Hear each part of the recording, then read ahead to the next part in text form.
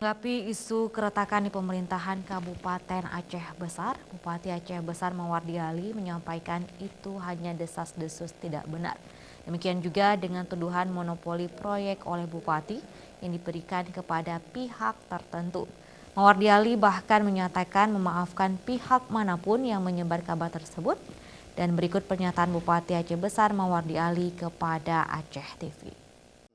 Secara desas-desus beritanya silakan berkembang padanya, tapi ketahuilah memang ada beberapa berita, ada yang mengatakan saya dengan wakil ada keretakan, ya ada artinya semua kekuasaan dimonopoli oleh bupati dan sebagainya, juga ada yang monopoli proyek dan sebagainya. Tapi bisa dicek lah, tingkat kebenarannya bisa dicek.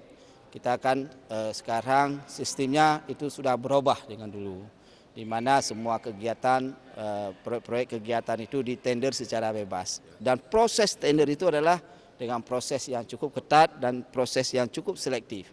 Tidak bisa, misalnya ULP itu bisa mengatur-ngatur, atau apalagi orang luar bisa mengatur, itu tidak mungkin.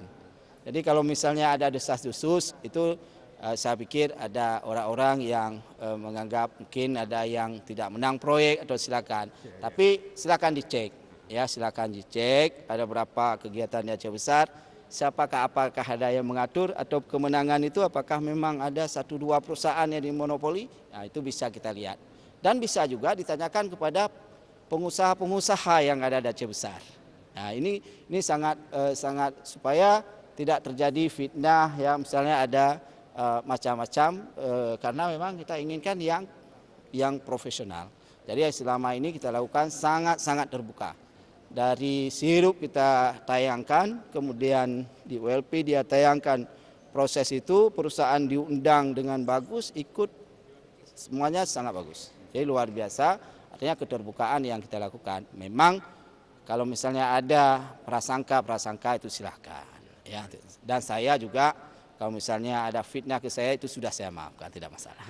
Ya, kita masih duduk sama wali, bicara-bicara apa biasa sajalah. Jadi kadang-kadang di luar ada yang kita harus memaklumi bahwa tidak semua orang suka, tidak semua orang menyenangi kita. Ya, itulah tantangan yang saya sampaikan tadi. Setiap kebaikan pasti ada tantangannya. Dan jangan sampai tantangan ini yang membuat kita kecut, ya, membuat kita menjadi mundur terhadap perjuangan-perjuangan kebenaran. Jufrizal dan Faisal, Aceh TV.